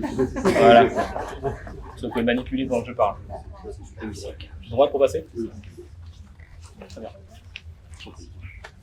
Bonjour à tous, je m'appelle William Pelletier, j'ai 18 ans, je fais partie du nouveau Bachelor of Science de Centrale Supélec et ESSEC. Et en parallèle de mes études, j'ai co-inventé OPAC, le colis du futur. Alors comme beaucoup ici, on est parti d'une frustration, une grande frustration. Il y a trop de colis dans nos poubelles et il y a trop d'emballages à usage unique. Voilà, donc les chiffres parlent même 2 milliards de colis et 300 000 tonnes de déchets juste pour le e-commerce annuellement en France, sans parler du monde. C'est colossal. Alors on a voulu inventer un colis qui va à la fois être réutilisable et protecteur, puisqu'il va intégrer un calage gonflable et dégonflable. Le colis va être utilisable une centaine de fois, et il est composé donc de plusieurs innovations. Premièrement, comme on l'a dit, il est protecteur. Il est aussi zéro déchet, c'est tout le principe. Il a un impact social qui est très fort, puisqu'il est made in France et fait en prison à moins de 200 mètres de notre maison familiale, à Gradignan. Et puis il est sécurisé évidemment avec le scellé, comme vous pouvez le voir sur le produit, juste à côté de vous. Alors concrètement, quand on reçoit un OPAC, qu'est-ce qu'on fait? Deux cas de figure, soit on est un grand consommateur de colis, et on va le garder chez nous pour les réutiliser pour des envois comme Vinted ou Le Bon Coin, ou simplement pour retourner un produit qui ne va pas être adapté à nous ou à notre taille. Ou alors, si on ne consomme pas beaucoup de colis, on va pouvoir simplement le rendre. Directement, il y a une étiquette qui est collée pour qu'on puisse le renvoyer soit chez nous, soit directement à la société. On est les premiers à faire ça en France, un canal direct entre l'entreprise qui vend le OPAC et le client. On a un marché cible en France qui est colossal, 840 millions de colis sur les 2 milliards simplement en France. Donc encore une fois, on reste en France. C'est-à-dire que sous 2 ans, on compte aller en Europe du Nord principalement, et sous 4 ans aux États-Unis. Voilà, donc sky is the limit comme on dit. Aujourd'hui, nous, on se place surtout en B2B, parce que c'est là que le marché est le plus gros. C'est-à-dire qu'on est en discussion donc, avec La Poste, Relais Colis, etc., pour directement intégrer notre solution à leur système de vente, mais aussi avec des sociétés directes comme Back Market, Capsme ou même L'Oréal, qui va vendre du coup des produits qui vont être fragiles et qui vont être intéressés par notre solution, qui va être protectrice et réutilisable. Voilà, derrière OPAC, c'est une équipe complémentaire, donc Christelle Pelletier, ma mère, qui était prof de techno et qui s'est mis à 100% sur le projet cette année. moi-même qui suis étudiant, tout fraîchement bachelier, et qui passe tout mon temps libre sur Opac. Et puis enfin, tout fraîchement aussi, une alternante qui nous aide sur la partie technologique et technique et qui vient programmer la solution qui se trouve derrière Opac, c'est-à-dire pour le réenvoi et le réemploi des Opac. Voilà, donc l'objectif, nous, en 2024, c'est de vendre 100 000 Opac. On a commencé à commercialiser déjà en février, on a 20 000 produits qui sont faits, et on a juste à les vendre maintenant, donc on a besoin d'une force commerciale, c'est notre principale dépense, mais on a aussi besoin de payer donc plus de prisonniers pour qu'ils produisent plus de Opac et qu'on puisse en vendre plus, pour impacter socialement et écologiquement sur notre planète. Merci beaucoup pour votre écoute, et si vous avez des questions, je suis disponible.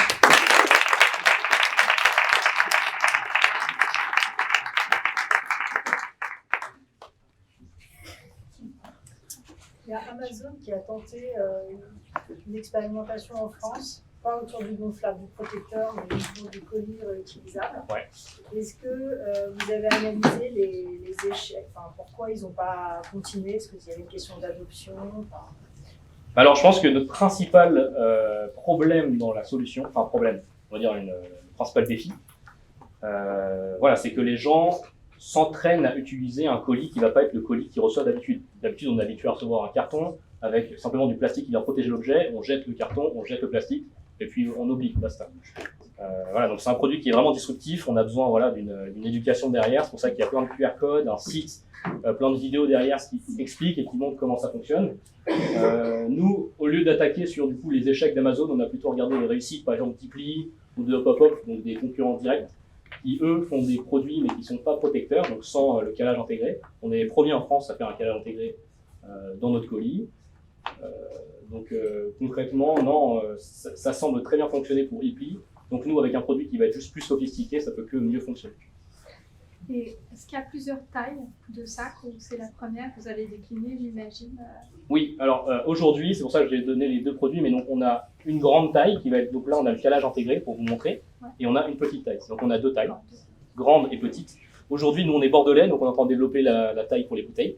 Il y a un vrai marché, nous à chaque fois qu'on fait des salons, on nous parle des bouteilles. Et puis aussi une encore plus petite taille pour par exemple les parfums, comme on a entendu avant, et puis voilà, les objectifs photos ou les choses comme ça.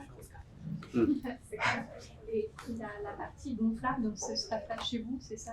Et ça aussi, ça dure 100 fois? Les deux sont utilisables 100 fois. Ouais. Et ça résiste jusqu'à 250 kg de pression. Donc autant dire que même si ça se retrouve en bas d'un camion de livraison, on n'a aucun risque. Il peut y avoir des télés au-dessus. Ou en pleine chaleur. Exactement, ouais. Et on a fait des tests et c'est solide. Ça se gonfle et ça se dégonfle comment? Alors, très très bonne question. C'est dur de tout dire en 3 minutes. Il y a une paille intégrée pour les particuliers. Quand on le reçoit, on a juste à intégrer la paille et ça se dégonfle. Maintenant, si on est une société, évidemment, on a besoin de gagner du temps. Donc on propose directement en partenariat avec une société des gonfleurs qui sont adaptés. Et en 1 seconde, on tac et pchit d'un coup, ça gonfle. Ça fait gagner un temps fou, mais pour le particulier, lui, il n'a pas la machine qui vient gonfler et dégonfler. Donc il a une paille qui est lavable, qui est faite en déchets de bambou. Donc pareil, c'est une société qui est bordelaise, on travaille avec eux directement. Et puis, on essaye toujours d'être le plus écologique possible. Il y en a combien qui circulent, pardon, il y a combien qui circulent dans la nature aujourd'hui? Il y en a pas? Alors, nous, on a commencé à commercialiser en février. On en a vendu 500 pour l'instant. On est en train de discuter avec beaucoup de sociétés, mais le plus dur là, aujourd'hui, c'est vraiment d'aller vite sur la commercialisation, de faire connaître Opac. Et c'est pour ça aussi qu'on a besoin de beaucoup d'argent pour pouvoir voilà, spread de la solution et puis démontrer aux gens que ça fonctionne. Quelle est la différence d'impact en carbone entre la fabrication d'un colis carton traditionnel et le retour à votre société par un particulier du j'ai pas. C'est C'est intéressant. J'ai pas le chiffre exact de la. Ça c'est dommage. J'aurais dû avoir le chiffre exact. Ce que je peux vous dire, c'est qu'une fois que c'est dégonflé, on est sur la taille d'une lettre à la poste. On est sur le tarif aussi d'une lettre à la poste, mais du coup, ça consomme très peu de CO2 de renvoyer une lettre. Il y a déjà ça. Et puis, ce qu'il faut savoir, c'est que le carton, c'est dit réutilisable. Déjà, c'est dit recyclable, pardon. Déjà, c'est recyclable 7 fois au maximum. Et puis, recycler un carton, c'est le broyer pour le reformer derrière. Donc, c'est hyper coûteux en CO2. C'est comme si on reconstruisait un carton. Donc en vrai, c'est surtout les lobbies du carton qui ont dit que c'était recyclable, mais en fait, bon, c'est faussement recyclable. Donc j'ai pas le chiffre exact, mais en tout cas, en tout point, on est beaucoup plus écologique que du carton. Ok, ça peut être intéressant d'avoir le... Ouais, je suis d'accord. Et enfin, est-ce que vous avez eu des feedbacks des transporteurs sur le fait que, comme c'est pas parallépipédique, ça a peut-être des problèmes de stabilité, de stockage différents dans les camions, dans les solutions logistiques. Ouais. Bah alors du coup, ça c'était notre principal problème au début, c'est que c'était surtout en forme ovale. Voilà, c'est pour ça qu'on a créé ici une section avec comment on appelle ça ? C'est soudé pour que ça puisse prendre une forme beaucoup plus rectangulaire. Donc déjà, on est sur quelque chose de très rectangulaire comme on peut le voir ici. Après, évidemment, quand on replie, il y a toute une partie au-dessus qui va pouvoir venir s'écraser si jamais il y a un carton au-dessus. On a travaillé avec des transporteurs, eux ils nous disent qu'il n'y a aucun souci, qu'ils ont hâte d'avoir ça dans leur camion et que concrètement ça fonctionnerait très bien. Surtout avec des livreurs, en fait à chaque fois qu'on reçoit un colis, on passe du temps avec eux pour voir comment ça fonctionnerait dans leur carton, dans leur colis, dans leur camion pardon. Et on analyse concrètement comment ça fonctionnerait pour eux. Ils sont toujours très positifs. Bravo. Merci.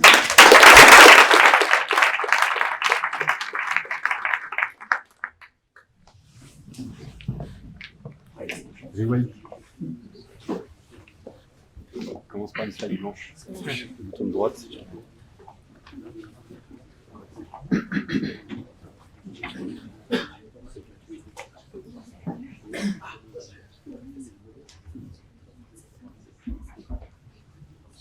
Alors comme vous le savez, aujourd'hui notre économie elle est principalement linéaire. Elle consiste à extraire des matières premières pour fabriquer des objets qui sont ensuite utilisés puis jetés. Face aux limites de notre planète, on développe l'économie circulaire. Malheureusement, elle consiste trop souvent à refabriquer des objets à partir de matières recyclées. Cette réponse-là, elle est incomplète car elle consomme encore trop d'énergie et trop de matières premières. Il faut donc aller plus loin, éviter la casse-décharge, développer le réemploi. Et c'est ce qu'on veut faire chez Rewake avec une catégorie d'équipements à très haute valeur ajoutée, les équipements de recherche et de laboratoire. Je suis Paul Forget, CEO de Rewake. Je suis Alban Catoire, CEO de Rewake. Et chez Rewake, on sait que les équipements de R&D sont centrales dans l'innovation. Vous le savez ici, sans équipement, pas de manip, pas d'innovation. C'est également le deuxième poste du budget d'un laboratoire, d'un point de vue économique et carbone. Mais aujourd'hui, les équipements de R&D posent un problème à deux faces. D'un côté, on a un gisement d'équipements inutilisés. On a plusieurs dizaines de milliers de tonnes d'équipements qui sont jetés chaque année, et autant voire plus qui sont stockés et inutilisés. Mais de l'autre côté, on a une demande frustrée en équipements, qui sont chers, parfois inaccessibles même en raison des délais de livraison. Et la seconde main qui devrait répondre à ces problèmes est trop peu développée. On a des milliers donc de projets qui sont retardés, voire avortés. La solution apportée par Rewake, c'est une solution simple, innovante et circulaire. L'idée, c'est de connecter donc l'offre d'équipements inutilisés à la demande d'équipements en seconde main. Et pour faire ça, on applique les 3 R de Rewake, que sont la reprise, le reconditionnement et la revente. Notre marché, il est de 1,2 milliard d'euros en France. Et si on prend en compte l'ensemble des équipements, y compris les équipements médicaux dans le monde, c'est un marché de 1200 milliards. On bénéficie, nous, d'un momentum à la fois économique et écologique. La part de marché de la seconde main a été de 10% sur notre marché en 2020. Elle est estimée à plus de 30% en 2030. Alors, pour pénétrer ce marché, on a 2 modes de reprise aujourd'hui. Dépôt-vente, sur lesquels on prend une commission de 20%, et achat direct reconditionnement, sur lequel on vise une marge de 40%. Rewake, c'est encore une jeune entreprise, mais depuis nos débuts, on a vendu une trentaine d'équipements, équipés en fait plutôt une vingtaine de laboratoires. C'est également 10 tonnes de déchets évités, ce qui équivaut à 20 tonnes d'équivalent CO2 économisé depuis nos débuts. C'est un bon début, mais nous, on veut aller plus loin, et c'est aussi à ça que pourrait servir la bourse de soutien à l'entrepreneuriat de Centrale Supélec. L'économie circulaire, c'est une économie qui demande des hommes, qui demande de la formation et qui demande des moyens. Et donc nous, on aimerait déménager dans un entrepôt à massif de 200 mètres carrés qu'on a déjà trouvé et recruter un technicien et une personne sur la partie commerciale. Pour mener à bien ce projet, Alban, mon associé ici, CTO de Rewake, moi-même, on est bien accompagné sur la partie commerciale et technique par Jean-Marc et Lise, et également par Lucie et Didier, nos conseillers stratégiques, forts de leur expérience dans l'économie circulaire et l'industrie. Et merci beaucoup pour votre écoute, et on a hâte de répondre à vos questions.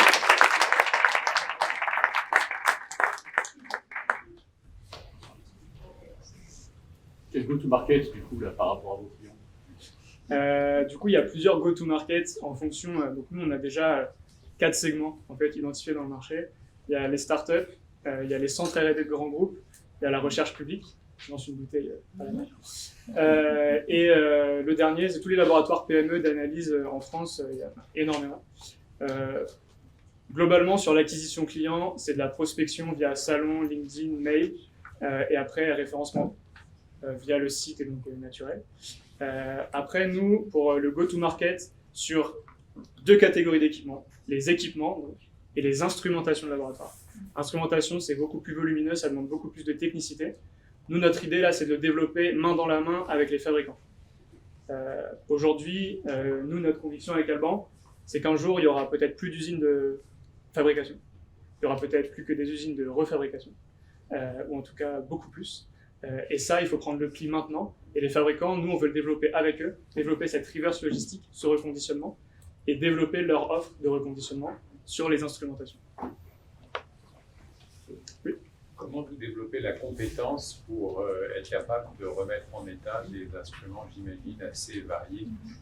Je m'appuie sur donc comme disait Paul, la gamme est très large. On distingue quand même deux catégories, donc équipement.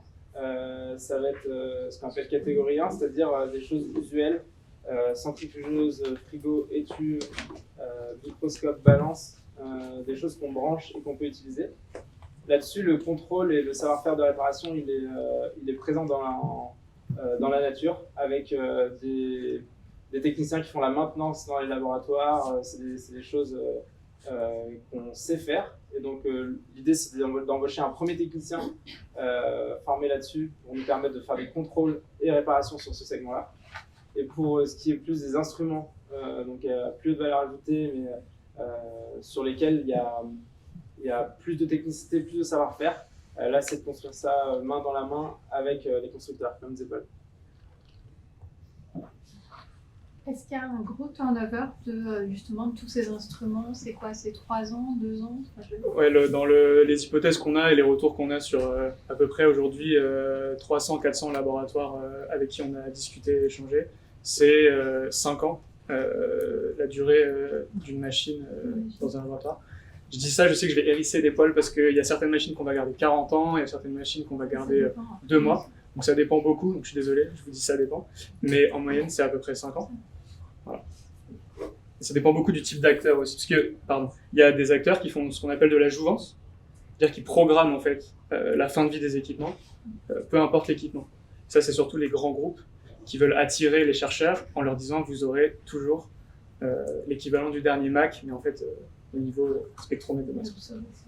Il y a aussi un nouveau mode de consommation qui arrive, qui est le leasing, qui fait aussi naturellement de fait il y a beaucoup plus d'équipements qui sont changés encore plus fréquemment. Est-ce qu'il y a un besoin de recertification ou recalibrage? Ouais. Et est-ce que du coup vous donnez une certification? Nous aujourd'hui on est capable de faire tout ce qui est demandé légalement. Quand on vend un équipement, il est qualifié, certifié, ça c'est sûr. Et c'est ce qui est super intéressant avec notre marché, c'est qu'il y a plein de normes qui sont volontaires, donc qui ne sont pas réglementaires, qui sont un marché très intéressant. C'est tout ce qui va être normes AFNOR, ISO, COFRAC, etc., qui sont demandées notamment dans l'industrie pharmaceutique. Ce sont des compétences qu'on n'a pas encore aujourd'hui, mais qu'on prévoit d'internaliser parce que ça permet d'augmenter x2 à peu près la valeur d'un équipement vendu quand on peut le certifier. Et donc c'est accessible. Ouais, ça gonfle. Aujourd'hui, on s'appuie sur des prestataires qui sont certifiés et nous, on les fait venir pour vérifier les machines et apposer le tampon qui nous permet de revendre derrière. Bravo. Merci.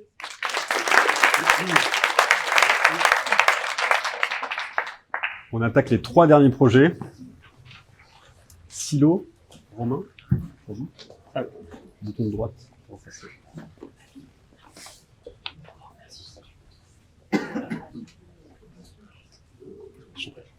Bonjour, je m'appelle Romain et je vais vous présenter Ciné, un projet qui est né dans ma thèse que j'ai fait au laboratoire. Le contexte de ce projet s'appuie sur la transplantation d'organes. La transplantation d'organes, si on simplifie un peu, il y a 3 phases.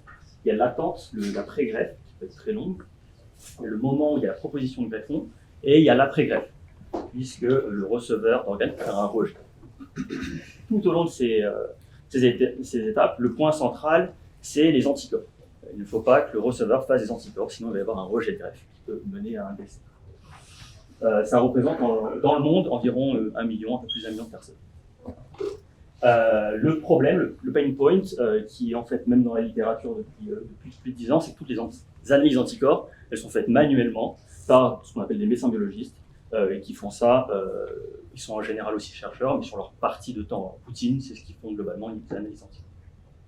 On a un gros problème d'absence de répétabilité pour tout ce qui est études rétrospectives, et on a aussi, pareil, c'est documenté, beaucoup d'anticorps qui sont en fait des faux positifs. Principe de précaution de l'humain qui fait. La solution, donc, en fait, on s'est basé sur les recommandations scientifiques des congrès et des sociétés savantes au niveau européen, et on a en fait modélisé mathématiquement le problème. Et ce problème modélisé mathématiquement est résolu informatiquement. C'est actuellement déployé à l'hôpital Saint-Louis de Paris, qui est le plus grand en Europe au niveau de la transplantation d'organes. Et on aimerait en fait aller plus loin, mais la PHP n'est pas vraiment vouée à être commerciale. Le business model, il y a 2 marchés en fait qu'on a identifiés. Il y a directement aller chez fournisseurs de réactifs qui vendent eux ce qui est nécessaire pour faire les analyses anticorps, ou les laboratoires. Donc, si on s'adressait aux laboratoires, ce serait une cotation. On est en fait déjà en discussion avec Thermo Fisher. C'est le marché privilégié, c'est s'adresser directement aux fournisseurs de réactifs. Globalement, ça représente 3 millions d'analyses d'anticorps dans le monde. En fait, les personnes en attente de greffe ou après greffe font en général tous les 4 mois une analyse d'anticorps. Ça dépend de l'organe greffé, etc. C'est vraiment une moyenne que je vous donne ici. Alors l'équipe, elle s'est dressée en fait au fur de ma thèse. Donc j'ai été en thèse ici après une école, après mon diplôme d'ingénieur ici. Je suis aussi donc mon cofondateur sera Jérémy, qui est donc depuis 14 ans ingénieur en bioinformatique à l'hôpital. Et on a 2 médecins biologistes, donc le professeur Topin et le docteur Usuro, qui seront eux en tant qu'advisor et en fait en tant que client, parce qu'eux font tous les jours des analyses anticorps. Pour les 12 prochains mois, les principales milestones qu'on se donne, c'est donc de la communication au niveau des congrès scientifiques auxquels on a l'habitude de participer.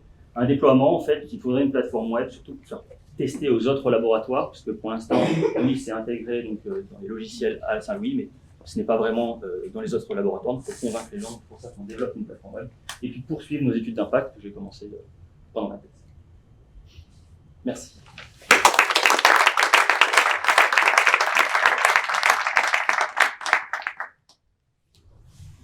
Combien coûte une analyse d'anticorps aujourd'hui? Et donc, du coup, quel chiffre d'affaires vous pouvez envisager dans les années qui viennent?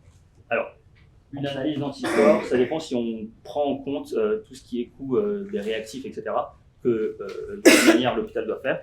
Donc, si on fait une évaluation, donc nous, où on intervient, c'est plutôt sur le temps.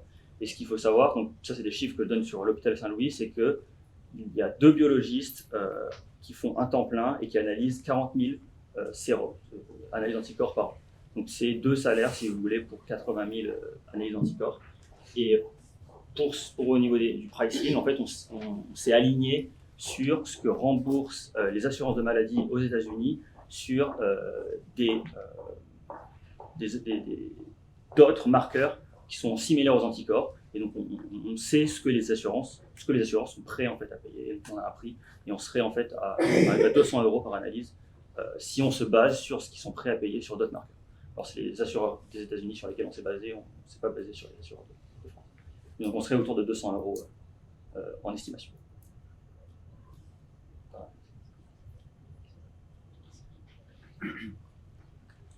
Sur une des slides, il y avait marqué dépôt de brevet. Oui. J'avais compris que c'était plutôt une solution logicielle que vous aviez. Et du coup, normalement, on ne brevette pas des solutions logicielles. Ce qui a été breveté, en fait, c'est la modélisation mathématique. et la résolution mathématique, la résolution informatique, elle n'est pas brevetée, elle est protégée, l'agence de protection des programmes, mais c'est pas le logiciel qui est breveté, c'est la modélisation.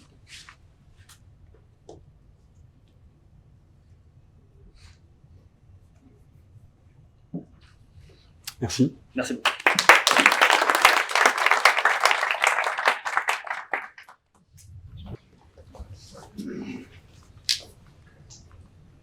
On passe au dernier projet, Walk Assistant.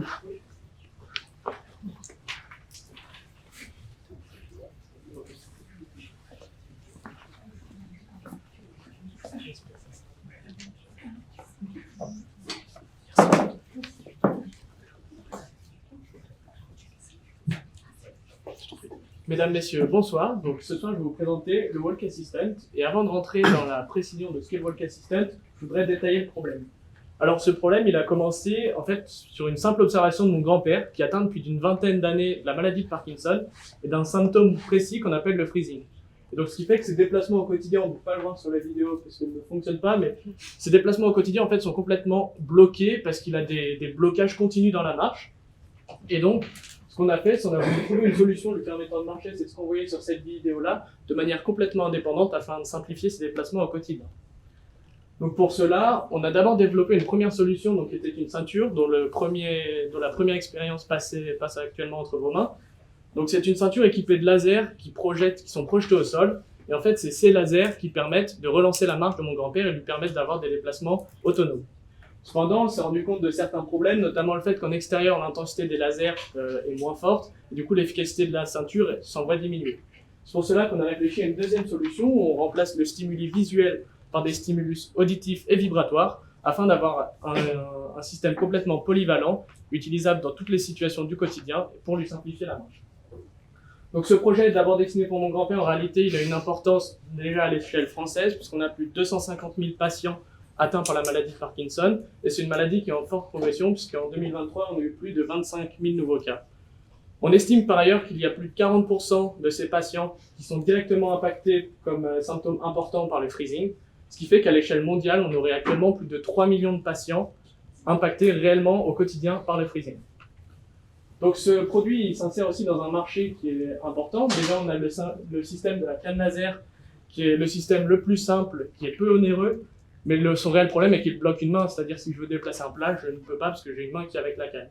Et ensuite, on a deux systèmes qui sont relativement semblables, donc le Skywalk et le Pathfinder, qui sont deux systèmes reposant comme nous sur un fonctionnement laser. Toutefois, ce sont déjà deux systèmes extrêmement onéreux, puisqu'on est autour de 1 300 €. De plus, le Skywalk utilise une détection de blocage au niveau des poignets, ce qui complexifie le système, là où nous, c'est directement intégré à la ceinture ou à la bille. Et ensuite, le Pathfinder est équipé au niveau des pieds, ce qui nous a été largement déconseillé par les experts. Donc, en parlant d'experts, ce projet, en fait, il a été suivi depuis son début par différents experts. Donc, déjà, une expertise technique sur la maladie au CHU de Lille et Lyon, qui voit, comme vous pouvez le voir par les citations, un grand espoir en notre projet pour les Parkinsoniens. Et puis ensuite, on a obtenu une aide beaucoup plus pratique sur l'implantation de nos technologies dans la ceinture et dans un habit connecté par l'entreprise lyonnaise Robu. Donc l'objectif sur les 12 à 15 prochains mois, ça va être de faire vraiment une phase de professionnalisation de la ceinture et en fait de suivre une méthode que l'on pourrait retrouver dans le monde de la santé avec des essais précliniques et des essais cliniques afin d'obtenir un maximum de données, d'améliorer encore une fois la ceinture afin qu'elle soit, la ceinture et l'habit, afin qu'ils soient le plus efficaces possible. L'objectif est d'à terme, en septembre 2025, de passer à une première commercialisation de ces deux systèmes. Et pour en conclure sur le modèle business, on a un modèle qui a deux axes de vente. Donc un premier axe de vente B2B où en fait on vendrait nos deux systèmes à des professionnels de santé qui les incluraient dans leur protocole de rééducation et de ralentissement des effets de la maladie. Puis, une fois ces protocoles finis, on passerait à un axe de vente B2C où les clients achèteraient la ceinture et ou le vêtement pour leur déplacement quotidien. Je vous remercie pour votre écoute et pour votre attention.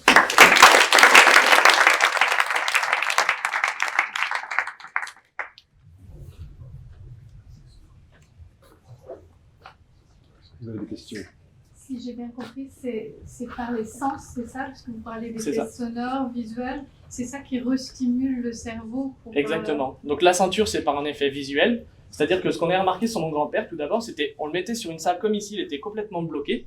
Par contre, si on le met dans les escaliers qu'on peut retrouver juste à côté, quand il y avait un obstacle, il pouvait monter, descendre l'escalier en continu.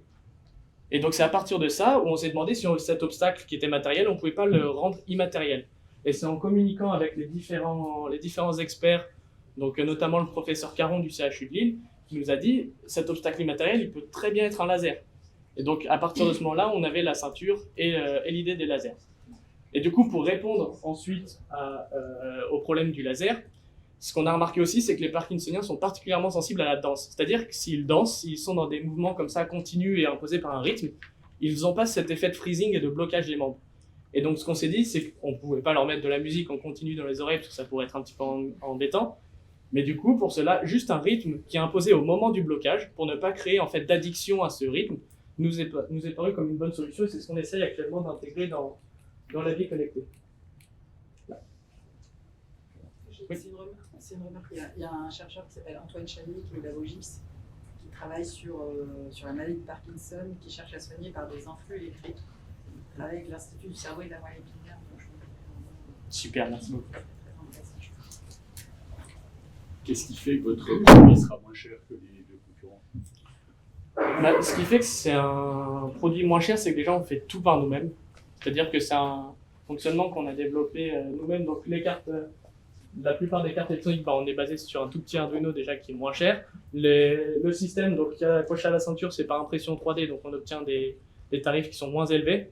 Et puis ensuite, tout ce qui est partie interconnexion électrique, c'est par des PCB qu'on fait nous-mêmes, ce qui fait que ça limite, il y a seulement les coûts de développement, mais on fait moins de marge aussi que nos concurrents là-dessus. Mais les concurrents n'ont pas pensé à faire moins cher?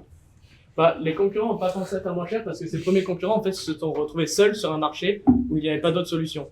Et en fait, nous, on veut rentrer dans ce marché pour à la fois avoir une solution qui est tout aussi efficace, voire plus efficace que la leur, à des prix beaucoup plus réduits.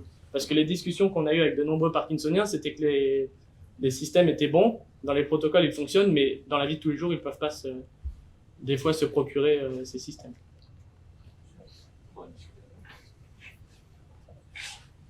Bravo.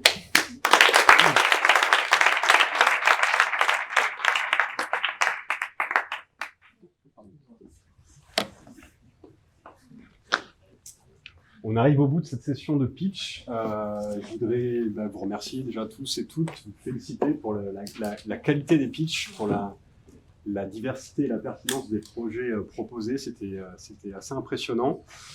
J'en profite pour dire un petit mot aussi, il n'est pas avec nous ce soir, mais pour remercier Victor Bossins, qui est Startup Manager de l'équipe 21st, qui a coaché et accompagné chacun des 12 porteurs de projets pour préparer et synthétiser leur pitch au mieux. Je trouvais que ça se sentait vraiment ce soir.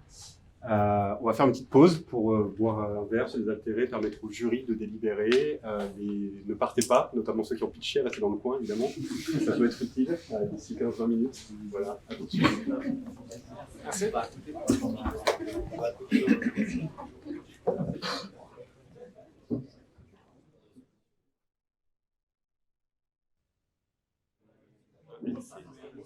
Ouais, tu peux t'asseoir, Bernard, je t'en on va reprendre. Voilà. Voilà, le moment tant attendu est arrivé pour remettre le premier prix qui est le prix consacré à l'entrepreneuriat féminin. J'accueille Nathalie Bousseau, directrice de la Fondation Centrale Supélec. Voilà, et avec un énorme suspense, le prix de l'entrepreneuriat féminin est attribué à Cycla.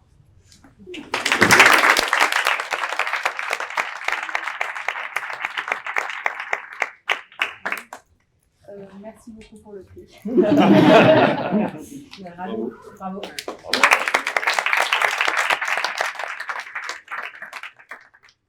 Pour accueillir, donc il n'y a pas un mais deux prix Impact qui vont être remis. J'accueille Soun, directrice générale adjointe de Centrale Supélec. Tu les as ici si tu veux. Pardon. Il y en a qu'un qui Alors il y en a qu'un, mais on va ouais. on va prendre comme ça aussi. Ouais. Le deuxième. Nous avons deux prix Impact et je vais faire ce qu'ils veulent ici. Premier prix pour Mycelium, si je ne me trompe pas. Absolument.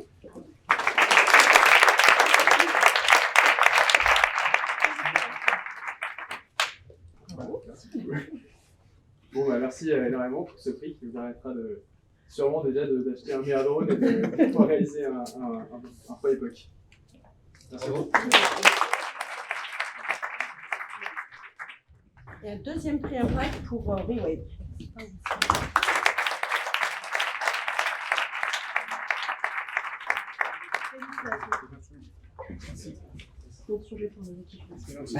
Merci beaucoup pour votre soutien. Merci beaucoup. Vous aurez de nos nouvelles sur LinkedIn. Qu'est-ce qu'on a fait avec ce beau prix. Merci beaucoup. Merci beaucoup.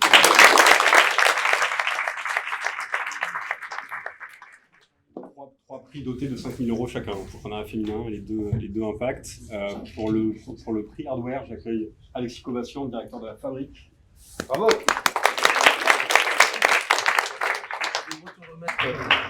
Ah oui, merci.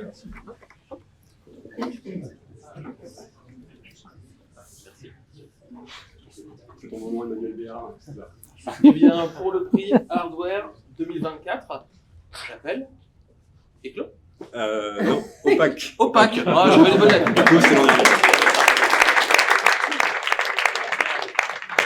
C'était caché. Wow. Voilà. Merci. Et un petit support pour le vrai support. Oui, les trophées ont été faits à la Fabrique. Oui. Bon, en plus, c'est local. Merci beaucoup.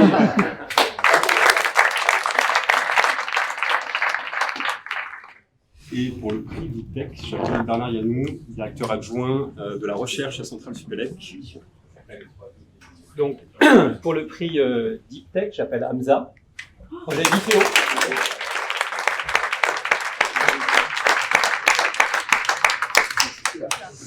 Merci beaucoup et je vous remercie pour votre confiance.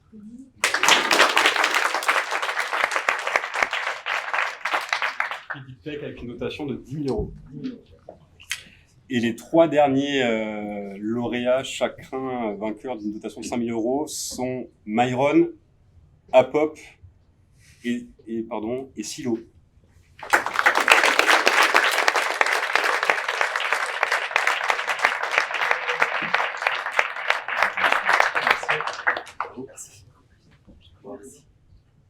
Là, il y a un thème ou il n'y a pas de thème? Il n'y a pas de thème. C'est généralisé. Merci beaucoup. Merci beaucoup pour cette expérience. Merci pour la confiance et ça va nous donner force et d'élan pour la suite. Super. Ouais, ça compte beaucoup pour nous au début d'un projet, donc ça permet beaucoup de choses. Ça peut être dérisoire à un certain stade, mais là vraiment pour nous c'est quelque chose qui va nous permettre d'avancer, donc c'est vraiment cool. Merci. Pour terminer, pour tous les lauréats, tous les membres du jury, je vous propose de vous recentrer ici. On va faire une photo globale avant de libérer. Ah pardon, oui, excuse-moi. Alors pardon, j'oublie quelque chose. Autant pour moi. J'accueille le projet Fruit Cherry. Joséphine, merci de venir. C'est le projet qu'on vous a présenté tout à l'heure en préambule, qui est issu de l'Entrepreneur Week 2023. Donc on est ravis de t'accueillir, collaboratrice, cofondatrice avec Agathe, qu'on a rencontrée juste avant, de remettre ce prix Fondation Entrepreneur Week 2023. Donc Joséphine vient de Nantes, donc on peut l'applaudir très fort.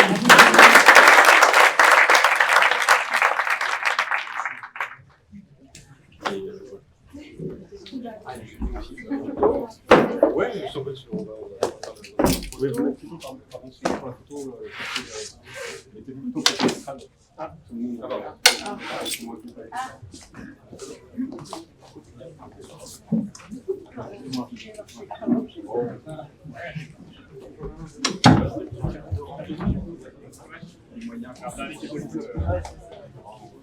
Bon, ça fait un peu les garçons à côté de l'autre. On avait un super. Je vous un tout petit peu. Un petit peu, si vous le resserrez un petit peu.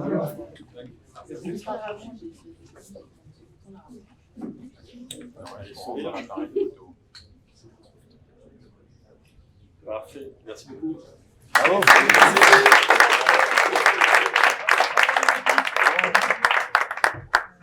Super. Merci la Fondation. On parlait de